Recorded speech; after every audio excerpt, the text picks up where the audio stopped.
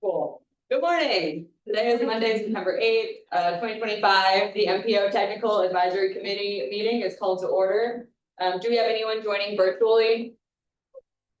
Yes. Amy Nelson.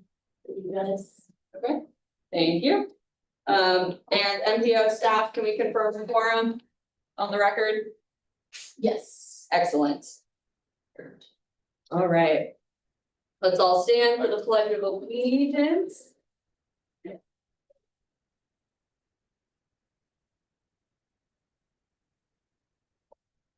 I pledge allegiance to the flag of the United States of America, and to the republic for which it stands, one nation under God, indivisible, with liberty and justice.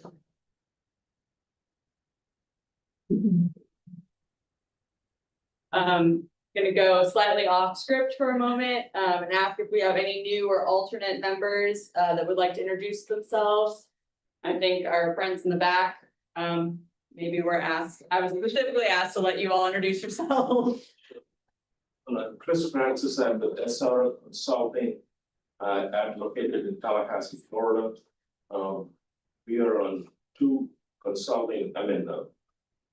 contracting teams for the MPO. And so I'm interested in understanding the region and its needs. Thank you. Good morning, I'm Yoel Gadol, CEO of Mobility Insight, short Mobi. It's a Florida US company, recently from Israel.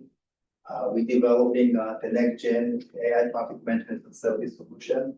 It's a new tool that we developed in the last 10 years to help any MPOs or other authorities to be able to use data decision, not for planning, but specifically for strategic decision, operation, and planning and for management identity. So happy to hear you challenges and see that you can help you to use. All right, thank you. Do you have any other new or alternates? John Glass with Seaport Manatee. I'm the new Deputy Director of Engineering and Construction. Glad to be here. Great, welcome. Elisa Thomas, I'm an alternate for Nikesh. Okay, great. Chris Joseph, I'm an alternate for Amy Anderson, the Sarasota School District. Cameron Newhouse with the Sarasota Manatee Airport Authority. Our primary has left the airport, so Okay.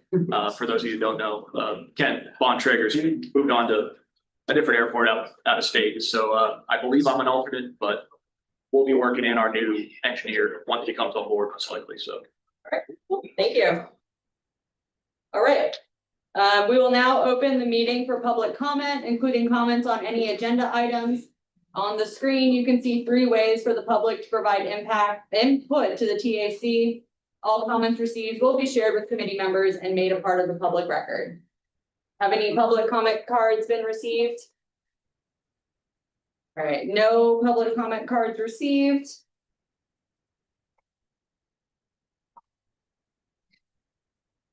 Seeing no additional comments, we will now move on to agenda item 4. Approval of minutes for the Technical Advisory Committee meeting from May 12th, 2025. Do I have a motion to approve the minutes from the May meeting? All right, motion by Jake Bibler. Do I have a second? Second by Jennifer Fairs. Any discussion? All in favor, please indicate by saying aye. Aye. Aye. Opposed, say nay. Motion passes. Action items are next on our agenda, and we will start with 5A, fiscal year 2025-26 through 2029-2030 Transportation Improvement Program, and 5AI, TIP roll forward. Pamela Barr with FDOT will present this item. Good morning. This is what we're bringing forward for the TIP roll forward is something that happens every year. There's a 3-month gap between July 1st and September 30th between the state fiscal year end and the beginning of the federal fiscal year end. And what this does is take the projects that have not been authorized yet to move them into the new fiscal year. So that federal funding can be authorized prior to the federal fiscal year, beginning October 1st. That way that projects can continue to move forward and that it's done on an annual basis. Okay, anyone have any questions? No, okay, I will now entertain a motion to recommend MPO board approval of FDOT requested transportation improvement program roll forward projects. Is there a motion? So moved. Motion by Clark Davis, do I have a second? I'll second. Second by Alvy Murray.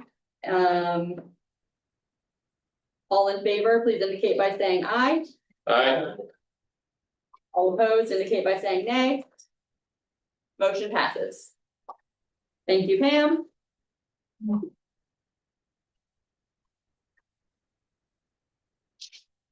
Next is agenda item 5B, recommended MPO board approval of 2026 Sarasota Manatee policy priorities, and Brian Brown with the MPO will present this item. Thank you, Jamie. Good morning, everybody. Back to our annual updates to our policy priority positions prior to the legislative delegation meeting coming up this fall. As you know, Manatee and Sarasota County both have legislative delegation representation. We ask our chair and vice chair to represent the MPO at those delegation meetings. Before you today is our annual priority policy positions for you to take a look at. They're fairly consistent with last year's priorities. A few project recommendations, mainly large capacity projects or things that we need support from the state, as well as transportation funding priorities, including in transportation alternatives and investment, expanding local revenue, and then protecting our transportation trust funds, which is important during this latest cycle as we've seen more appropriations take hold. So if you've got any questions or comments about the priorities or any of the policies that we have that we're supporting out there, please let us know. As I said, Dave and I will be going to the position meetings here in the legislative delegations later this fall, with asking our chair and vice chair to represent the MPO on behalf of the position. So if there's any comments or questions about it, please let me know, and we're happy to make any adjustments as necessary. Any comments, questions? Has there been any thought about making a stronger statement regarding discretionary grants? I know there's one thing that Manatee County is looking at, and for those that, for context, part of the reason we don't have as much funding in the long range transportation plan this time around as we have in the past is because the federal funding legislation is making more and more discretionary grants, ones you have to apply for, and sometimes merit-based, sometimes that feels arbitrarily based, but there's basically no guaranteed return, and they're taking it from the formula part of the pie. The pie is not getting bigger, it just the formula slice is getting smaller, and they're carving out a bunch of little discretionary pieces there, and we're mostly guaranteed to get back the formula funds. It's population and some other factors, and there's always some loss in the system, but we get a lot of it back. We're not guaranteed to get the discretionary grant stuff at all, and so we've drafted, we don't know if the board will approve it, but basically an encouragement to rely less on discretionary funds at the federal level and allocate more to formula funds. And so that's, Yeah, certainly. Yeah, I mean, currently, the reads in there is provide guidance and financial support related to those discretionary grants. Certainly, we can work with the board and say, is there a will of the board to say that we would like to take a stronger stance similar to what the state's done related to, adhering more to formula-based grants than discretionary as it's more direct and we have a system that proven to work rather than using those. So yeah, certainly we can open that for conversation. We can make that edit in there and see if that's supported by the board. Or we can have this done first and then change it. To me, I agree. I think statewide that's been supported in our prior secretary. I think our current secretary are both come out and said that they're in support of increasing formula distribution over discretionary. I don't think that's a all-based request, at least in the state of Florida. So look at that. Thank you, Clark. Anyone else? Okay, thank you. Thank you. I will now entertain a motion to recommend MPO board approval of 2026 Sarasota Manatee policy priorities. Is there a motion? Does this include Clark's Yeah. statement? I don't think I added anything specific. Didn't add a specific, but Right. I can happily make some modifications and leave it, strike through. If not, or that I can just present that to the board during September's board meeting and see if there's discussion. So.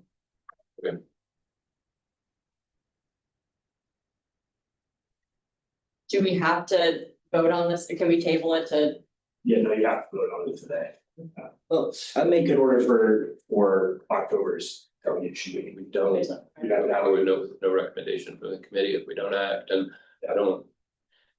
I asked the question because I was wondering where NPO is on this. I mean, if there's nothing wrong with what they've got in there, I just personally think it could be worded stronger, but if it would come down to what the policy board wants to do with it. We have brought it up to the board before and we will make that modification to what gets presented to the board. So I think if you have a motion to recommend approval, including better emphasis or greater emphasis on the need for increased formula funding versus discretionary funds from the federal government, that will be helpful to us.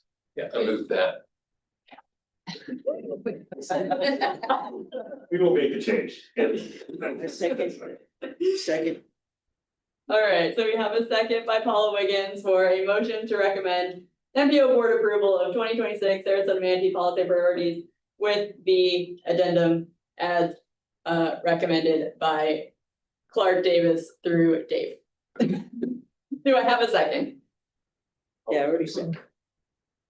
No, you think you, oh, you are first? He- Did you motion to Clark approve? made the motion. And I seconded Okay, it. sorry, Clark Davis was our motion to approve, and then we have Paula Wiggins as our second. All in favor, please indicate by saying aye. Aye. Aye. All opposed by saying nay. Motion passes. Thank you, Ryan, and everyone. Next, we will move to 5C, the Barrier Island Implementation Plan Adoption. And I have down that Nathan Couts from Kittleson and Associates will present this item. So Nathan's gonna present the Bear Island implementation plan, and you guys have been updated throughout the cycle of the plan, and the study is for adoption end of this month. So it's more like a summary of what the study is about, what we've done and what we've identified, and Nathan's gonna give you the details. Thank you. So not a lot of surprises from what we've presented so far. The biggest thing that's happened since then is more of the finishing the report, prioritization, and a large part of that prioritization is off of community feedback. There were some, we'll get to it towards the end, there was some, I guess, unique, there's some very clear trends and some unique items, but so ultimately the bottom line, just a reminder, is to provide a handful of actionable recommendations that can be implemented efficiently. We have a congestion dashboard. If you use the QR code to navigate to it, ultimately, we're going to look at hosting it on the MPO's website. It'll show kind of like what our analysis was, the hotspots, and then get into the individual locations and what their ranking and recommendations were. So kind of going back through real quick, I'm not going to get deep into it unless anybody has any questions. Please feel free to speak up if you do. 64 in East Bay. State Road 64 in Gulf Drive, a lot of these looking at kind of how they work together. The St. Armand Circle area, this is one for discussion, looking at a quadrant roadway. This was studied in depth in a previous study by, I think, Cutter with USF. Just looking into that, Cortez Road 789. If you remember, there is a current proposed improvement at that intersection. What this is doing more evaluation on the right turn lane. There's a lot of property and access issues right there. While it will help traffic, I think it's more than what a simple study would be able to come to a final recommendation on. There needs to be a lot of work with the people that live there in the community to see what actually could be built and to what extent. Gulf Drive and Holmes Drive, looking at alternate routes. This is, there's obviously going to be a lot of community work if something had to happen, but this does help with the traffic. 41 at V Ridge, some access and signal modifications. Midnight Pass and Beach Road, looking at a roundabout. Midnight Pass and Stickney, once again, some signal modifications and access management recommendations. Any questions on the projects. Like I said, I kind of went through them fast, but I know we've gone through them several times before. Any questions or comments before I move on? Yes, If not specifically the project, but I know those are all included in the final recommendations, and then you have the toolkit of like other things that could be done. yes, ma'am. How, can you kind of explain a little bit more about like how you see those different things being implemented? Reading it, I feel like the final recommendations are more like actionable, these are what we recommend. But the toolkit is other things we could do or we don't So the necessarily toolkit- recommend, or The tool we're scoped. The scope is slightly different for the, so this is the full of the 4 toolkits: transit mobility, policy, resiliency, and then operations and everything. So what we're scoped is to do a more in-depth analysis on the operations and roadway, but with the others, they're coming from the literature review. So that's why there's a difference in the level of recommendation. So the literature review, we looked at case studies of other islands and what has worked. And we looked at previous studies here and that's where we were pulling. so as far as like actions from this report, they're definitely focused on operations and roadway. Or program projects. So the idea of the study was to identify more implementable and doable recommendations, so that is the overall recommendations, but then the toolkit is more if there's money and if we have time, these are all the good things we can do. So the toolkit and then the actionable recommendations. And some of it too, looking at project roles with the MPO is focused on prioritizing projects largely. Some of these, like the transit mobility, there's other agencies that are gonna have to be involved. And I believe the transit agency, when we talk to them, they're looking at doing an area-wide study coming up in the next year, I believe. So I think part of the intent there is to help guide the conversation and things that have been seen to be effective in other similar areas. Now that we're on the toolkit, Sorry. no, you're fine. Sorry, I just trying not to awkwardly transition. We'll jump around if we need to though. So as you all heard, we have the literature review looking through what's worked in other islands, as well as looking through the number of studies that have been done on this island, trying to pull kind of either best practices, proven things that work, or recommendations from the previous studies. Broke it down into 4 sections: transit mobility, looking at microtransit, making transit free. I will note that while that was part of the study, and that's why the recommendation is there, studies outside the island generally prove that reliable service and increased headways are more effective at getting ridership than making it free. But we put free there because that was what came out of the literature review. Mobility hubs, active transportation and water travel. And then looking at policy, vehicular restrictions and parking policies. One of the big things from the old 2013 Barrier Island study was that a lot of the traffic, once you get on the island, is coming from people choosing parking spots. It's people getting out and moving around. So there was some discussion about then, it was a lot more in depth about how to kind of manage that situation a little bit better so that once people get to the island, they stop. And they can use whatever else to get around the island, whether it's active transportation, whether it's public transportation, or they just enjoy where they're at. Looking at some of the resiliency items, protecting its, and most of the stuff's probably you're very well familiar, right? Storm surge, sea level rise.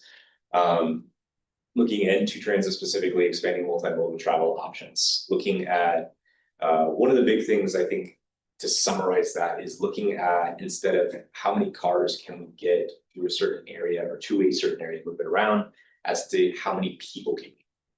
Because that accounts for every mode, it counts for cars, counts for transit, it counts for everything, but we're focused on the people because that's what's actually important.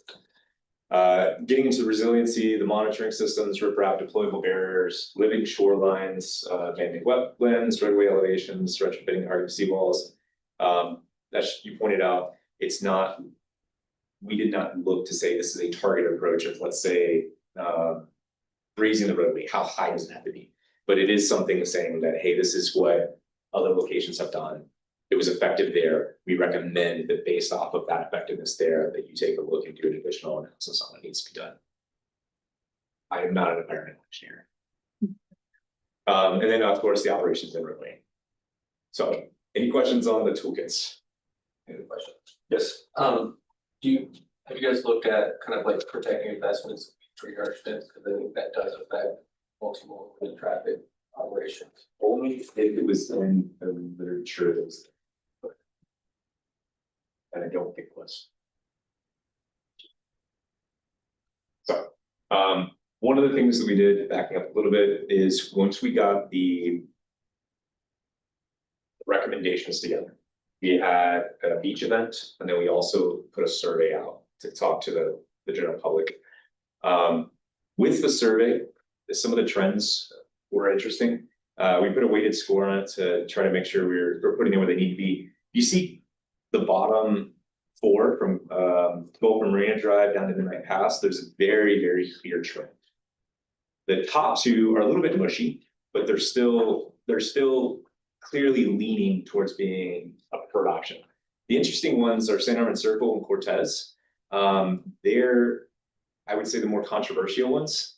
People generally tended to either vote very high for them or very, very low for them. So I think that was kind of interesting. I have a feeling that's more based on, I have a feeling that people voted on it based on the areas that directly impact them.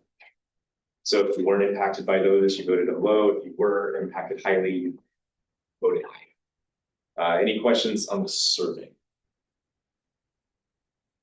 Yes. So the question here was a prioritization Yes. question. It was very simple. It was rank them 1 to 8.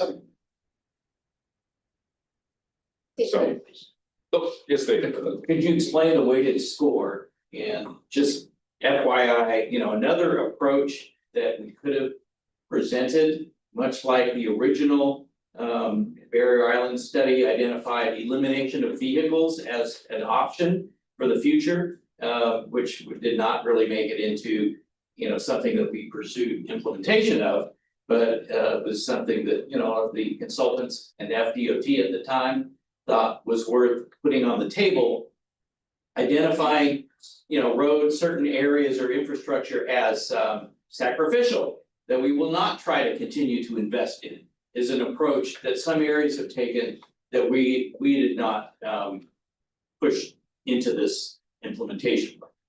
Yeah, because I think this, so multi-part question, right? So the first one about the weighting of the score, it was just simply looking at the score times the percentage of people that voted for it. I also took a look at doing, say, a top 3 rating to try to get rid of some of the outliers and a few other things. It doesn't change it much. It does reorder. I think St. Armand's bumps up to number 2. There's a slight change, but I ended up just sticking with something that was very simple, which is that weighted score. Right, so it really is more about where the strongest feelings were than anything else. Yes. So people did not like the suggestion made related to Midnight Pass and Sticking Point. It's not saying, I think it's one of those, the causation correlate. It's not, a low score there does not mean that they do not feel strongly about it. It means they feel less strongly about it than the highest scores. Got it. Thank you. Then your question about the vehicle-free island. So that is definitely a legitimate strategy. There are other islands that do function without vehicles or limited vehicles, restricted. I think this was done as a, what can we do in the next, say, 5 years? Like, let's have something that we can program today, as opposed to a vehicle-free island, which could be more of a moonshot of, we have to get the infrastructure in place to be able to slowly transition to either vehicle-free or restricted vehicle, like residents live on the island, but tourists use like a park and ride system, like whatever that looks like. That's something that would take a lot more work and a lot more projects to kind of get yourself prepared for doing something like that to make sure you succeed when you find it fully triggered in. Thank you. Yes, ma'am. From an operations standpoint, was there any look, instead of doing infrastructure improvements, if X% of trips went to transit, what that would do for relieving congestion? Like, is it 1% needs to go to transit, or is it 50% needs to go? Not within the scope of the study. Have you seen the 2013 Barrier Island study? I'll connect with you after this. It's older, so the traffic numbers, but it was like a $1.2 million study. Kind of a middle ground between car free and putting more cars in. I think the decision at the time was that anything anyone came up with, because it was what 642,000 initially and it grew to 1.2 million. I think the decision was that the intent was that it would be the end all be all study for the Barrier Islands. And so that anytime anybody brought up anything that they wanted studied, it was just added to the scope. So I'm looking at it as it's We developed a huge list and we wanted to narrow it down. It's like, well, what do we actually get done? But there is, it would have, a lot of the analysis would have to be updated, but it does, if you are curious to see. At least with those numbers, what was done, there's a lot of stuff. Any questions on this analysis?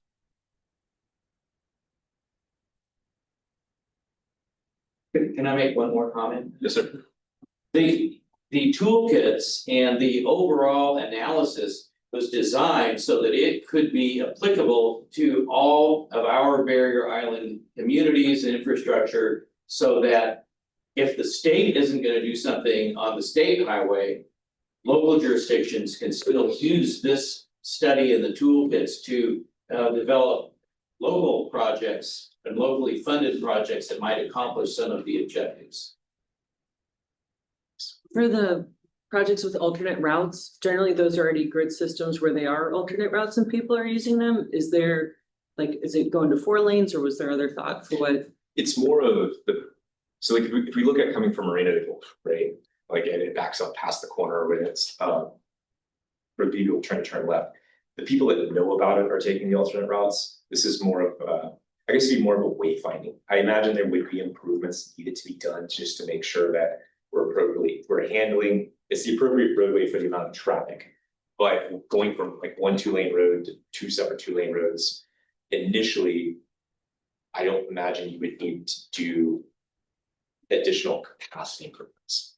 I will say, leaning to the car-free island, that induced demand is a thing. So the more you build to allow more people on, the more people are going to show up. And it is a question at some point of how much are we willing to do to handle that traffic versus doing a mode shift to something else, having a different way of interacting with it. Because there is a point where infrastructure costs, if it was put into development of transit, can make it a lot better and a lot better functioning than it currently is.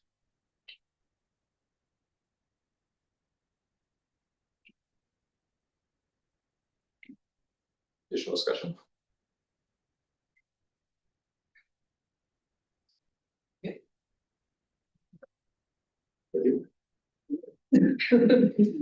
Right, thank you.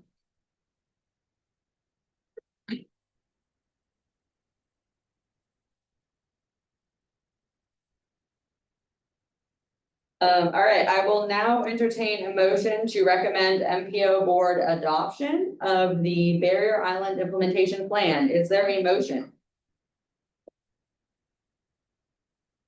So moved.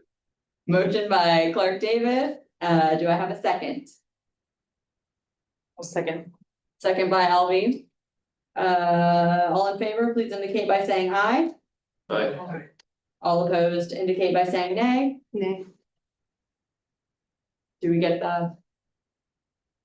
Okay, the motion has passed. Thank you, Nathan. Next is presentations, starting with FDOT report 6AI 444-634-3, State Road 72 from east of Proctor to east of Lorraine Road discussion. Pamela Barr, FDOT, and Ryan Brown, MPO, will present this item. You want me to go? You want to go? You can go first. All right. The department has recently come to the MPO, requested some additional funding. Project mentioned below. Basically, you read the cover sheet, some history related to this project. Back in the middle of 2024, about $2.5 million were requested for a portion of the design from east of Proctor to east of Lorraine. That project has been further segmented and costs have gone up once again, so the department has requested an additional $3.59 million of SU funds to assist in the further design of this roadway segment. So we wanted to bring it forward to you all, not to take any action, but for you all to be aware, and if there's any discussions that need to be had with your local officials. I know we have spoken with Jimmy Triggers, the interim secretary for District 1, and potentially discuss further with some of our elected officials prior to or in September. The reason we wanted you all to be aware, this is kind of a deviation from our historic path of where we're using SU money to supplement state roadway network. So we wanted you all to be aware of that and see if there's any kind of conversation or discussion related to whether or not that was a good decision on behalf of the MPO, whether or not it's up to us. Ultimately, it's up to the board to decide the direction they want to take. But this is an additional $3.6 million on top of the already 2.5. So we're looking at approximately $6 million of SU dollars put onto this segment of roadway. So with that, I'll hand it over to Pam to add anything additional, or if there's any. District 1 has pursued the funding to keep the project on track. This benefits the regional urbanized area transportation network. It is the intent of D1 to maintain a viable project timeline. And with doing this, having both sections segmented, we're able to accomplish that timeline. So it was done in order to keep the project on track. Can you tell us where the funds were moved from to come onto this project, or where they will be? Because in the LRTP, we didn't have those federal funds on this project. And because it is cost constrained, we have to be able to show in the amendment where the what projects are being deferred or delayed in order to keep this one on track. When we developed our long range plan, you know, the answer from FDOT was, we'll take care of the widening we did on the state highway system. Don't worry about it. And of course, the reality is that many projects do need federal funding at the expense of the planned local projects that are off the state highway system, or might be on US 41, for example, or 15th Street East. I would You know where the money was moved from. Yeah, David, I would add to that same thing is that there is a pretty strong stance from the department that state dollars are not going to be used on local roadways, whereas ours can be used on any roadway. So in hand, this would be taking dollars that can be spent on local roads and into advancing our priorities. While we agree it is a significant roadway and there's benefit to improving this section of the park, other funds could also be used, not just MPO dollars, primarily state funds. So, But there were Pam said, you know, projects that weren't ready to go forward. well, once again, And so they get, delay. and so those funds, because they're allocated for that year, those funds need to be used. We can't keep bumping it forward. So if a project is not ready to move into the phase that it was originally designated We for. pause on that too. Well, if the state had the necessary budget available, we actually had project identified to use that money in 2026. So it's not only a funding issue, it's also a state budgetary issue. That's one. And two, like I said, other state funds can be used to advance those projects using federal dollars on state roadway facilities does take away from the dollar that can be spent on local roads. So we agree it's an important project, it should likely be advanced, but sometimes things have to be deferred if the state does not have the funds to take care of their own roadways. That's reasonable. So that's the discussion we wanted to bring forward to you all to say, is it that high of a priority where we're okay with using SU dollars to keep this on track, or is it something we'd like to look to defer? Clark, are your So we're not being asked to take any action, No. so if no action is taken, does this just become a cost feasible project in the 2050 plan, or is there some amendment that's still needed to the 2045 plan? Correct. That's what it is. It would be added into the. It would be just added into, I mean, we're not in, and so it's not necessarily. And it doesn't necessarily mean just because it's in the plan, everything goes forward as is. Budgets change and move.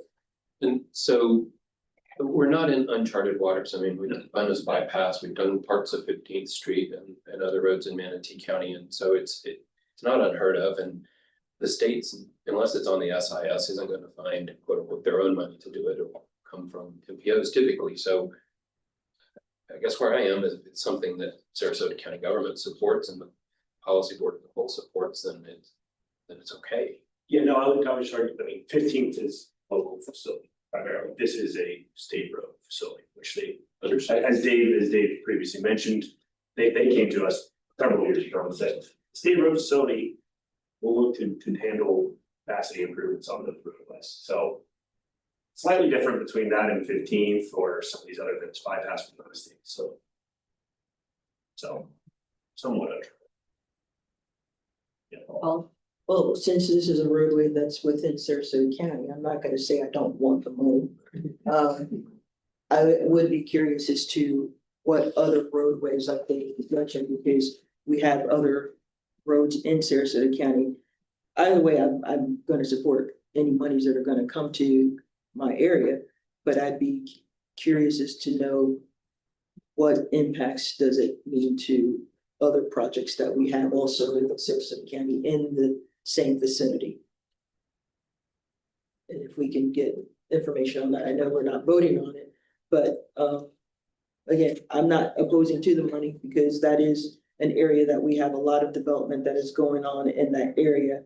And one of the things that we typically hear from our citizens is that we're not being forward thinking as far as getting the infrastructure put in, and then we have all this traffic. So that's where I am right now, and I'd have to have discussions with my board members to see what their feels, but just based off getting this information now, I'm not gonna say, no, we don't want money. Just a question, putting it out there, how does this match with what you've been doing with the 2050 LRTP and your categories?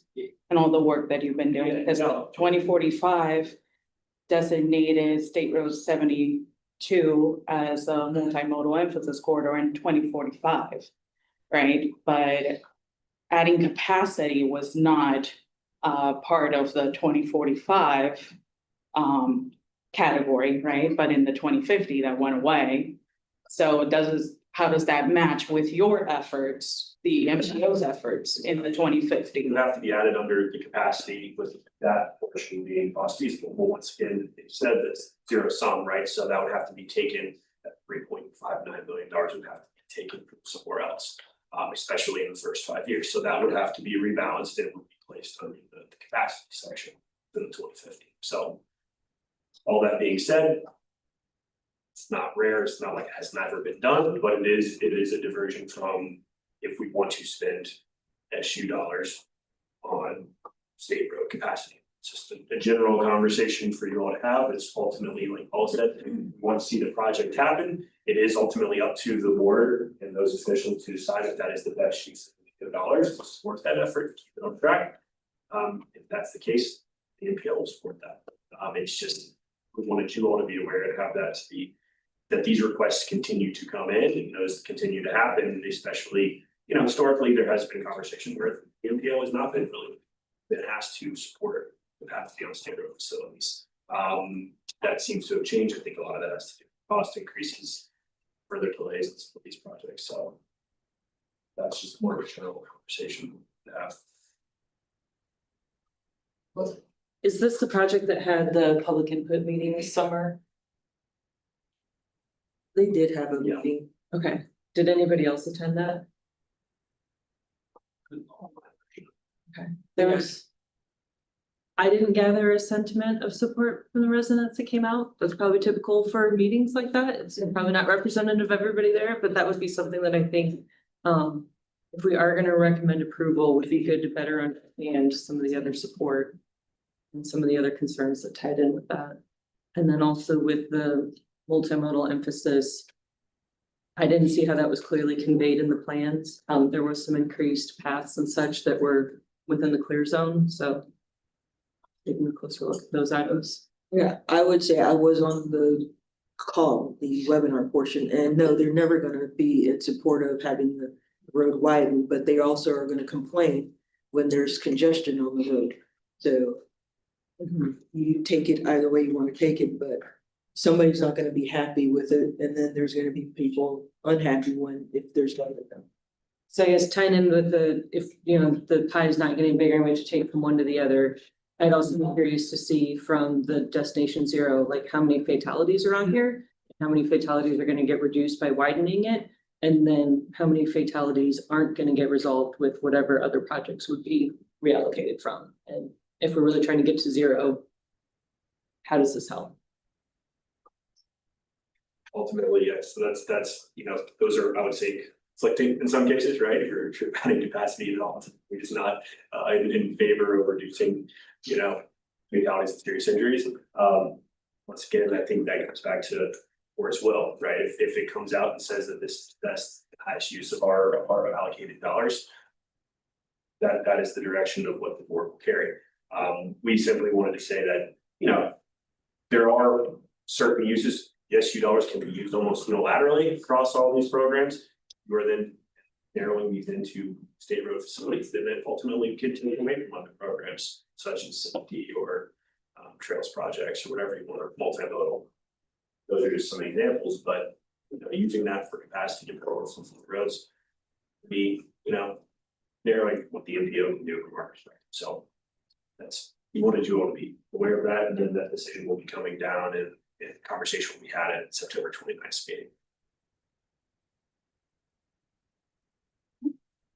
And this is only design, where's construction coming from then?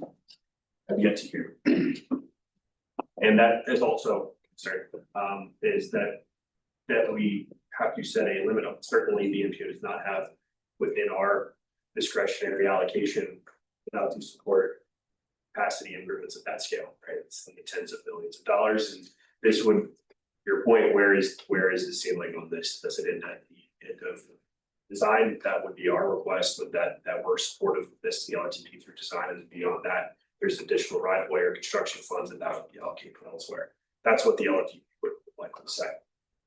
And that said, MPO staff has continually suggested having shovel-ready projects so that when, new money comes in, and we are going through a federal authorization process now, there has been talk about shifting more money to formula versus the, discretionary type of programs. So this would be the type of project that either the state would take on using just the state trust fund monies, which are affected by earmarks, especially, if your local jurisdiction gets an earmark, then that's gonna come out of the district's pot of money. And that could be part of why they didn't have the funds to fund this design, actually. That they had other earmarks within our region. So, it's not a bad project, it's a great project. We want capacity in places where it's appropriate. And, our MPO plan has development paying for a bigger share of that capacity. But at the same time, the legislature has limited the ability of our jurisdictions to collect from development as it goes forward, especially right now. So, any place that has been affected by a hurricane might get affected by some recent legislation. So this is a heads up and just an awareness report at this time. We'll work with FDOT and of course, Sarasota County in this case, and we just want everyone to be aware that when the state moves money, it comes from somewhere. Thank you all for that discussion. Our next up on the agenda is the MPO report, starting with 6BI interim 2025 safety report, and Nick Giovanni with the MPO will present this item. So yeah, I'll be presenting the 2025 interim safety report. Hard to believe, but we're already a big chunk of the way through the year. And I'm going to be looking at our safety performance measures as well as some trends for 2025 so far. as just a quick refresher, the MPO is federally required to look at 5 key performance measures: the number and rate of fatalities, the number and rate of serious injuries, and the number of non-motorized fatalities and serious injuries. These targets are established as a 5-year rolling average, and the rates are calculated for 100 million daily vehicle use. So this is the MPO board adopts these targets every year, and our current targets for 2021 to 2025 were adopted this January. And those targets are in line with FDOT's Vision Zero commitment, along with 21 of the other MPOs in the state. The MPO board affirmed this and is sending a clear message that no death or serious injury is exempt. So here in this table, we have the last several 5-year rolling averages. And the reason we use 5-year rolling averages are required to rather is to smooth out those year-to-year fluctuations.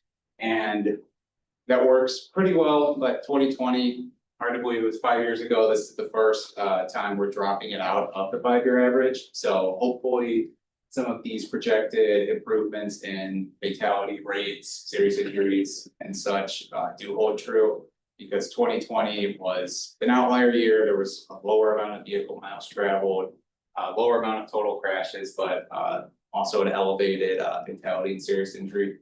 So calculating out for 2021 to 2025, hopefully we continue to see some of the decreases we've been seeing and an acceleration of that. So we're predicting about a 5% drop in fatalities, a 40% drop in the fatality rate, and really the big through line in all of our, most recent safety reports is that serious injuries are plummeting, and we hope to see that as well. And serious injuries, not quite fatality rates aren't going down as much, but serious injuries are by definition life altering, and really seeing hundreds of lives that are not permanently altered by on our nation, on our region's transportation network is certainly a win. But zeroing in on our non-motorized users, it's a little more stubborn, but hopefully still seeing some decreases there. And for some background, as far as rates and annual crashes go, we're seeing we first started doing these performance measures in 2018. We've seen about a 15% increase in the average daily vehicle miles traveled, and about a 10% increase in average annual crashes. So more vehicle miles traveled, slightly less crashes. That's good. And not shown on this, of course, is the region's explosive population growth since 2018. So that's certainly something to keep in mind when we're talking about the actual counts, fatalities and such. So here we have the top graph is the number of fatalities, and you can see once you start including 2020, and I'm sure there are other trends there as well, we had a bit of a bump for a bit, but we're hopefully returning at least to pre-2020 time with 118.8 and an increase of plus 5% since 2018. But again, a drop compared to the last couple of years. I can't exactly see those, but something like we're at 125, 127, and hopefully closer to 119 this year. And as I mentioned before, we highlighted in all of our other safety reports, the serious injury count and its rate is nearly halved since 2018, which once again, a huge win. And looking at rates, which is probably a little more useful for us considering the region's growth, that's actually a decrease in about 7% since 2018, and again, cutting almost in half for the serious injury rates.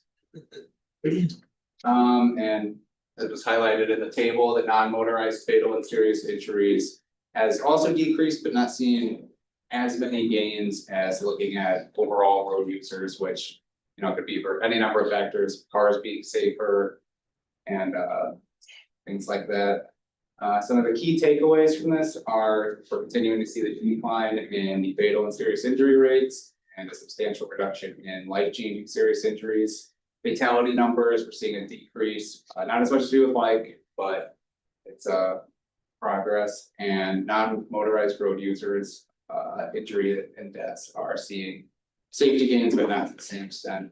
And what the MPO is doing about that is, you know, we refined our high injury network and identified bike ped hotspots, as well as overall ASI hotspots, and we're following our Destination Zero action plan to promote safety awareness and education. And of course, our investments, which we'll be seeing at the next, which was out for public comment, the LRTP and cost feasible plan. And we're also a study going on now where we're monitoring safety countermeasures implemented in the region and trying to figure out which safety countermeasures are working for us and how we can prioritize those in the future. So jumping into 2025, we can see that the crash data that we have is up to June 10th, and a caveat is this is probably not every crash up until June 10th. There's a delay even with that. Some, especially fatal crashes, might take months to get processed into the system. But so far we have about 10,500 total crashes, about 42 fatalities, 358 serious injuries, and again, quite a large proportion of those are non-motorized road users with 15 fatalities and 68 serious injuries. And when looking at the data, we have a plethora of variables to look at, and one of the things I wanted to highlight here is the type of crashes that are most responsible for upping those killed or seriously injured numbers. And what's interesting to see here is not only the numbers, but kind of the variation between the different crash types. As you can see, pedestrian crashes are not only common, they're also exceedingly fatal, which makes sense. Left turns are also quite common for serious injuries, but less fatal than pedestrians. And what I thought was interesting as well is that rear ends are 72 serious injuries and 1 fatality, and then you can see the other 2 as well. It's interesting to think about the commonalities between all of these, which is probably speed and car versus someone who's not in a vehicle. One of the other variables I was looking at, trying to find a good takeaway for this, is the bike ped KSI crashes by light condition. And you can see the vast majority of these crashes occur during the daytime, but there's only been 1 fatal crash during the daytime, and all the rest of them are either at primarily dark, it seems, regardless of light condition. And that's just based off of, you know, the law enforcement crash report. That could mean there is lighting, but is it adequate for pedestrians as well? And it could also certainly be attributed to, you know, less congestion, higher speeds involved in that as well. So we've had 87% of bike ped fatalities this year have occurred at night, and 57% of all fatalities have also occurred at night, which, especially if you were to adjust for where most of the traffic and you know, daily volumes happen, it's quite shocking. So in summary, pedestrian serious injuries 34, 13 fatalities, 2 bicycle fatalities, 34 serious injuries, and total KSI across road users, we are at 358 life altering injuries and 42 fatalities. And similar to previous safety reports, bicyclists and pedestrians are really making up an outside scope. Thank you. Any questions? One of the previous times that you showed this, you had it with the per 100,000 people, which I think was really helpful to help show Okay, that's population. good feedback. I was looking at trimming it down, and it's not like a required thing, but it is easier for, you know. And it's also easier helpful visualize. if we increase vehicle miles traveled, but we're killing more people, is that getting us closer to 0? So it's depending on what you put in your fractions. And then being on this slide is helpful. There was a comment about the non-motorized road user injuries and deaths seeing lower safety gains. And I don't think safety gains is the best word to put here. I think the numbers you pulled show really well that it's an outsized proportion of it. So I think having a little stronger language would be helpful. Okay. For that slide. And I appreciate the feedback. I'm glad, I wasn't sure if people found the per capita useful or not. I think it's a little difficult when you're talking like tens of millions of vehicle miles traveled compared to just clean for 100,000, which is what you would look at for other public health. So. And it also, it can show like, oh, the rate's going down, that's wonderful, but if we're killing more people, then kind of. And the other thing that could help with that is I think the board only sees this twice a year, so maybe if they saw it more than that, it could help with some of the decisions making. Or going into some of the other projects, better understanding the amount of people that are dying. Thank you. Anyone else? Yeah. Thank you for your time. Thank you.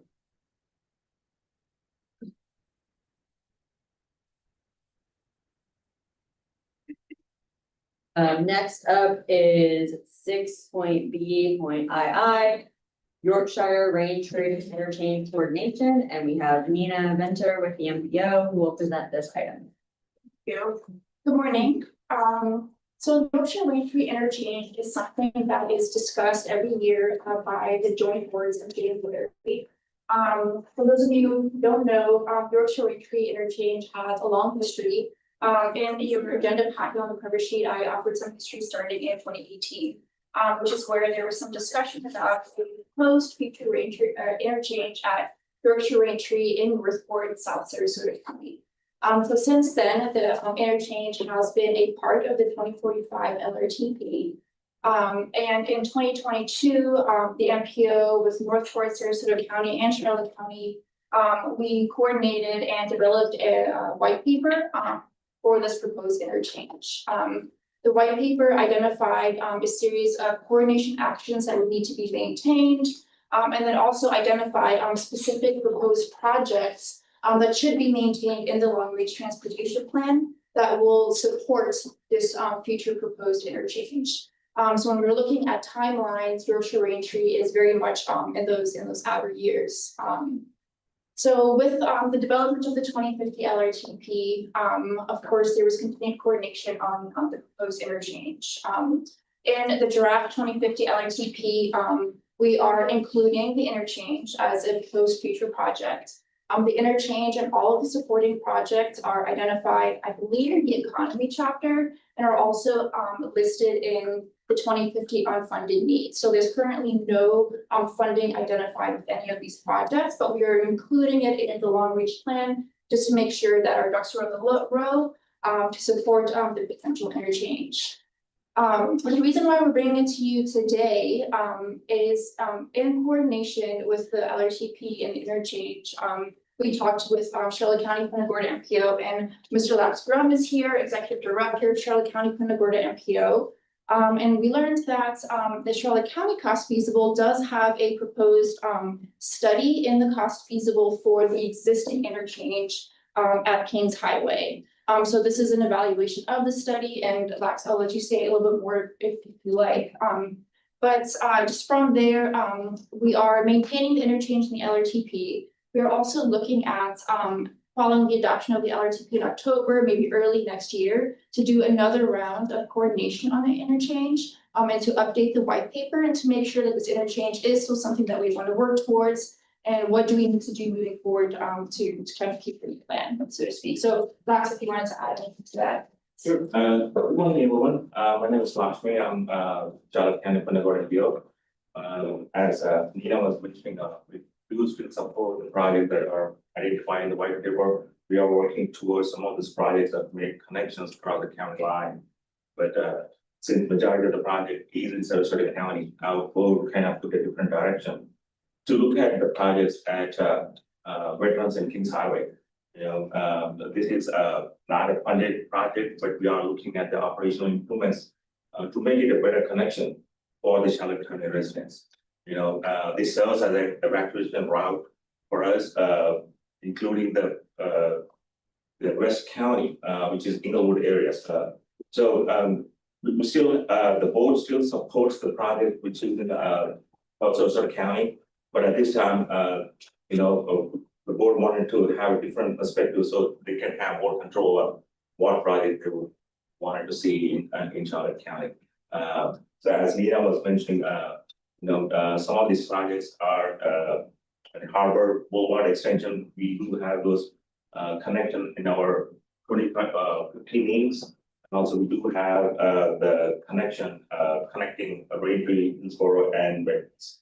So, we want to be partners with, our MPOs, to the north and also with our local entities. Make sure we, have the support, that you all need. Perfect, thank you. So those have just been some updates since January on the interchange. Didn't want you to be surprised by any information that came out of it, but the interchange is still in 2050. It'll be discussed at the joint board meeting in January. And then we'll do some continued coordination with you all next year. So with that, I'll, open to questions if there are any. Just one thing, I know one of the kind of issues we've had with a lot of these local road improvements is that it's a large cost with not a whole lot of guarantee that we receive that adding these projects is actually going to result in any changes.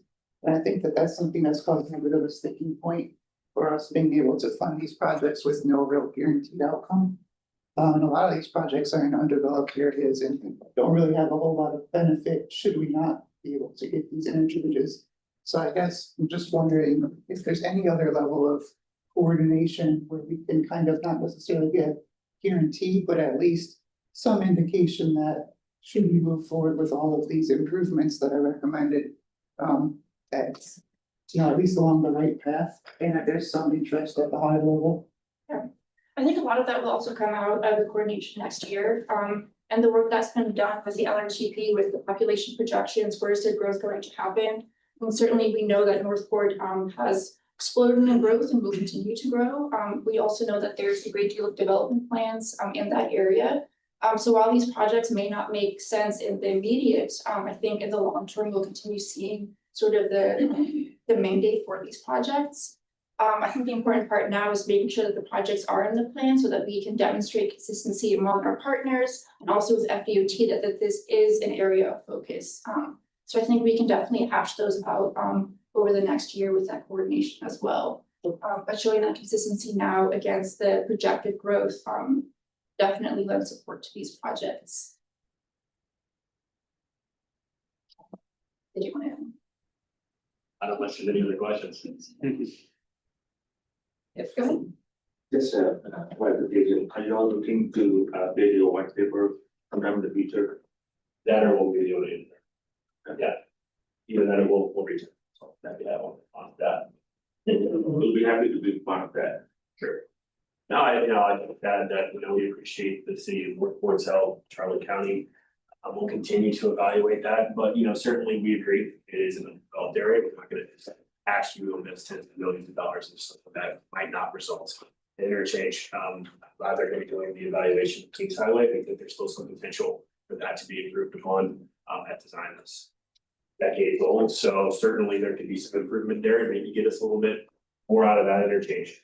Potentially going forward instead of having to ask the department to do, an IGR to evaluate another $100 million interchange just north of there. So we're gonna do our best to get the most efficiency out of the system that we currently have.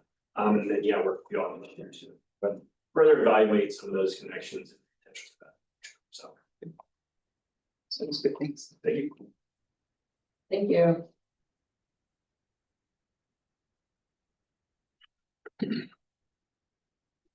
Next is 6BII, project prioritization, and Mina Venture with the MPO will also present this item. Thank you. Usually, on a normal year, this is kind of the time of the year that we would announce our next call for projects. So instead of announcing the next call for projects, I'm saying keep an eye out for the call for projects that will happen after the adoption of the LRTP, which will happen October 20th, next month. So at this point, we're not ready to announce just yet, but it is forthcoming. With that, however, I did want to take an opportunity to get feedback from the committee on how to best proceed with the prioritization moving forward. So as you all know, we did sort of a soft update of the prioritization in 2023, I believe, to integrate some of the resiliency elements and stuff like that. So in prep for the 2050 LRTP, Prioritization of projects is a part of the process. So we've identified all of the needs, we prioritize them using our process, and then we present them and develop a cost feasible from there. So as a part of the 2050 update, we updated the prioritization for several reasons. One was to more clearly align with the goals and objectives and vision identified in the LRTP process. Second was to integrate the high injury network into the prioritization. So we adopted the safety action plan in early 2022, which is a focus on fatal and serious injuries.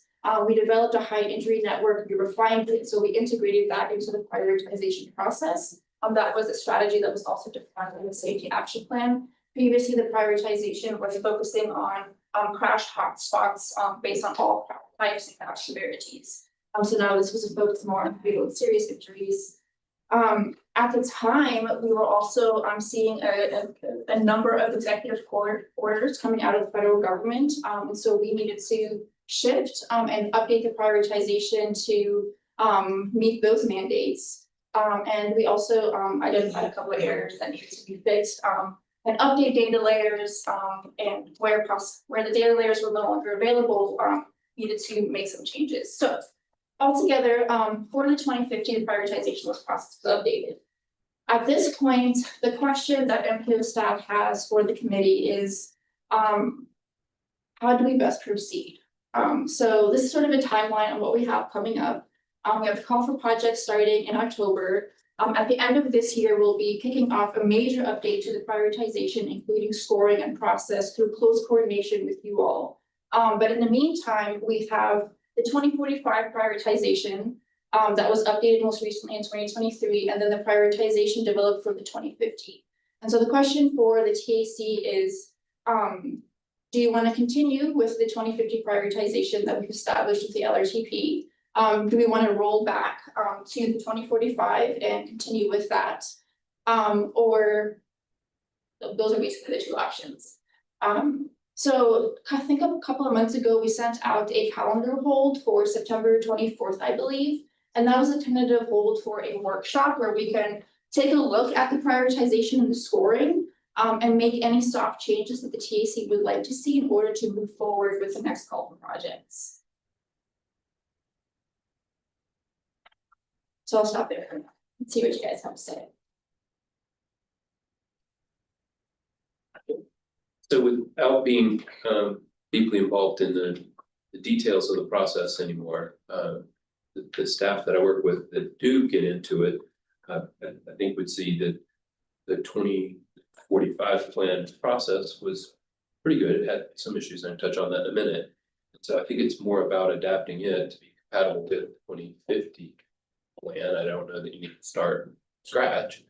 I think the primary issues have actually been more, say, mechanical. You know, it's the inflexibility of some of the forms. It's set up to try and anticipate everything, but doesn't quite pull it off. And then when it does generate things, you can't always edit them and things like that. So I mean, if there was a little bit more flexibility with the tools, then it was, say, the 2045 process adapted to the 2050 goals, objectives, and policies, or vision, you'd be in the ballpark of what you need to have, something that would be compatible with what we've been doing and make sense going forward. So in looking at the process and the tool and the forms and that is something that we will address when we kick off this major update at the end of the year. And we're hoping to address some of those issues. We've also heard some feedback from the BPTAC, meaning, for example, that we need to take a look at the scoring and how it's done and what the categories are. And so that there might be an overhaul of scoring generally as well. But that's sort of, you know, we're going to bookmark that until we do the major kickoff at the end of the year. But for right now, it's a question of how do we proceed with the 2026 call project, where we're not going to revamp the scoring, we'll maintain the existing categories and the metrics. But we might be able to make some changes to the points themselves. And if there were to be some changes to the scoring layers, we can do that as well. So it'd be more of like a soft update for the scoring and the metrics rather than a major update to the process. And that's where the use 2045 tempered by your 2050 plan, because you need to be consistent with your new plan for priorities we set at the beginning of calendar 2026, and so I don't, that changes what I said. But it could tug points one direction or another, especially if there's more emphasis on a, say, a holistic scoring system. It might address some of the BPTAC issues if you do. I don't know how auto-focused we feel in our scoring anymore, but I suspect there's still a lot of that in there, just because that tends to be where the scoring systems gravitate, but it needs to take a broader view, I think, to be successful and consistent with our plans. Yeah, certainly the scoring that we have now would be more consistent with the 2050. Like I said, we didn't really change the structure of the scoring. But the projects in the 2050, which is what the 2026 corporate projects will come out of, is more consistent with the prioritization in the tool currently. And so I think it would make more sense to move forward with what we have, but we did want to offer an opportunity for the TAC to have some feedback on what the scoring looks like for the 2026, given that we did the update for the 2050, but it was specifically for the development of the LRTP. Is the tool updated right now, the digital tool? It is, yes. Okay. Is the meeting that you already placed a hold on our calendars to go over that tool? Like just go over whatever the updates are? If the committee today decided to do the workshop, we would go over in detail what all the changes were and how the scoring looks different. We'll look at maps. The tool itself is unchanged. It's basically just the scoring that shifted.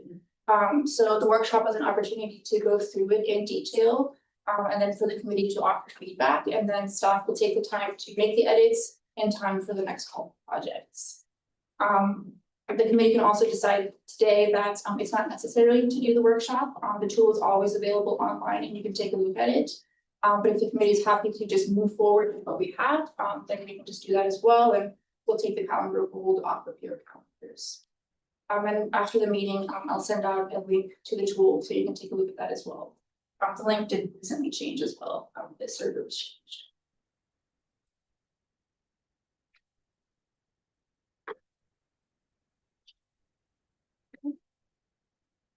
So do we need to decide now on that workshop? Would be helpful, yes. Yeah.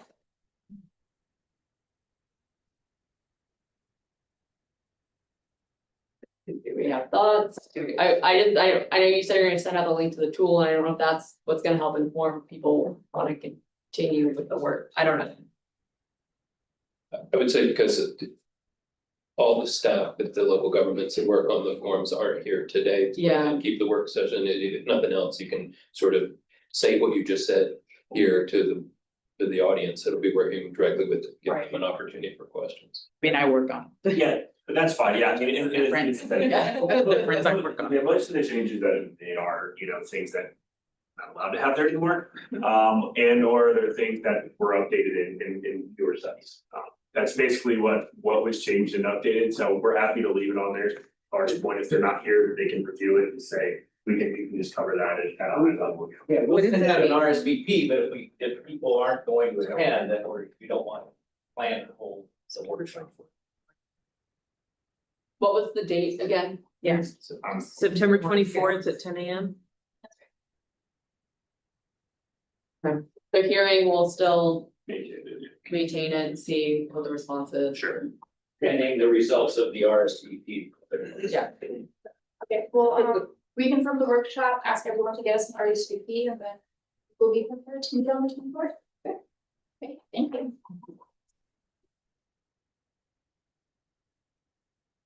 All right, next is 6BIV 2050 LRTP update, and Nina Venter with the MPO will also present the slides. Thank you. Okay, so 2050 LRTP. This is the second to last time that this committee will see the LRTP before it is adopted.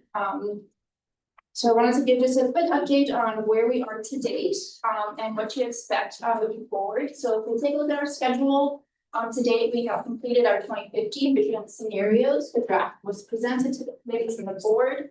The defined vision was creating a balanced future where we have these 4 different scenarios. And the feedback that we got was really, we wanted to balance the different scenarios and the priorities that they represent.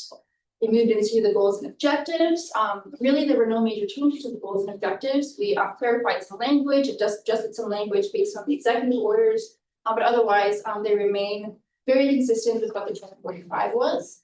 And then we started working on the cost feasible plan and the unfunded needs, which is currently in draft form and available on the website.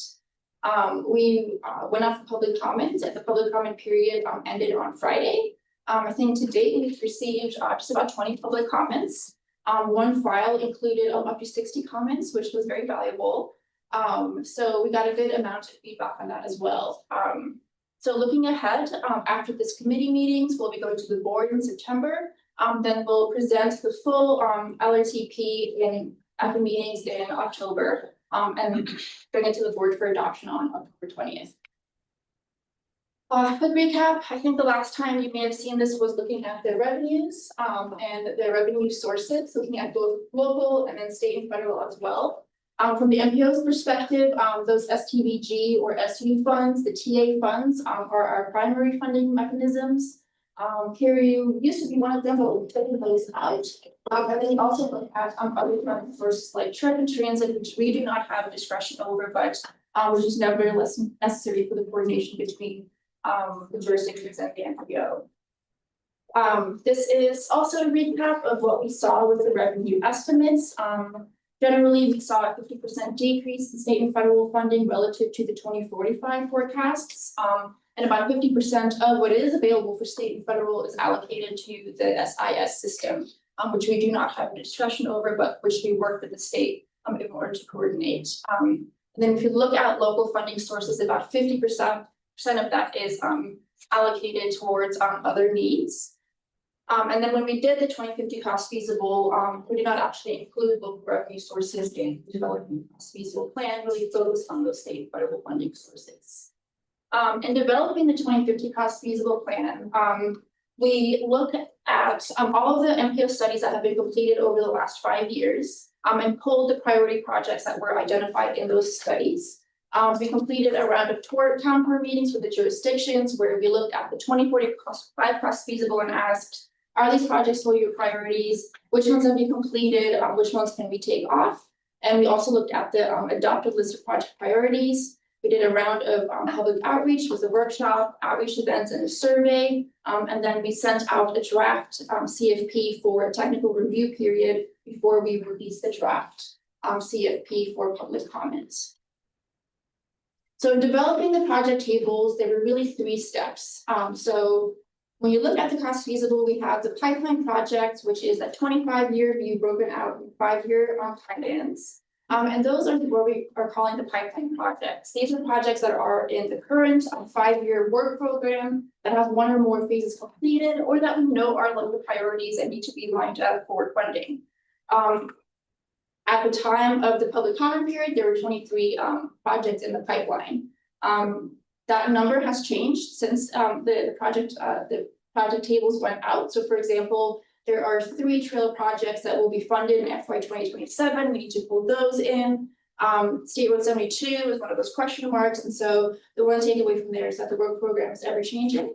And it's changed since we sent it out for public comment. So if you don't see those changes in the current tables, they are forthcoming now that we have the public comment period closed.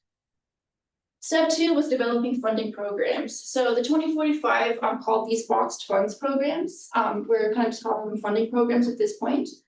There are 5 programs identified, includes multimodal projects. These are bike ped trail projects, including complete streets, intersections and interchanges, resiliency improvements, safety, TISMO, and capacity.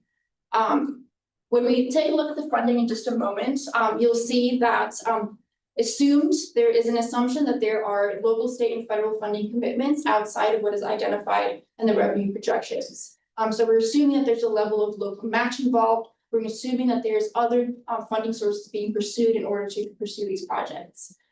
Currently, there's about 90 projects in those funding programs. So once we funded the pipeline projects, all of the remaining revenue went into developing the funding programs. And then step 3 was the unfunded needs list. This is all of the other projects that were not prioritized through the public process and in coordination with you all. No funding sources identified for these projects, and there's at least 80 projects on this list. So when we look at the funding overview, the total cost of the pipeline is around 416.7 million for the 23 projects that are currently in there. And 100% of that cost is covered by the state and federal funding sources identified. The remaining revenue is about 180.6 million, and that is what is in those funding programs, total of 90 projects. But when we look at the total cost of the program, it's 876.6 million. So there's a very big gap between the state and federal funding that we have identified and the total revenue needed to complete every single one of the projects on those lists. And so that's where that sort of that looking at other funding sources like public-private partnerships, local matches, grants and so forth really come into play. The unfunded needs we have not even bothered to cost out yet. So stay tuned for that. When we look at the program's overview here, I've got the total program cost, how much revenue is allocated to each of those programs, and then what the unfunded balance is.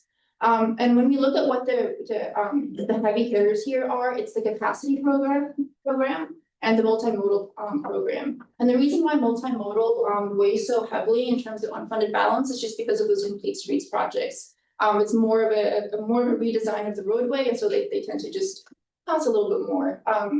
Capacity has about 5 projects in that program, and the unfunded balance is quite large.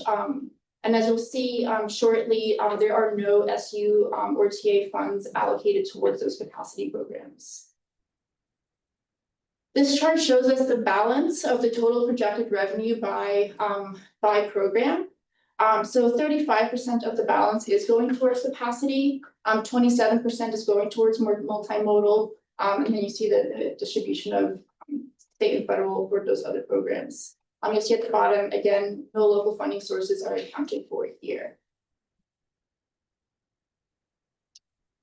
This is looking at those funding programs relative to MPO discretionary and state funding sources.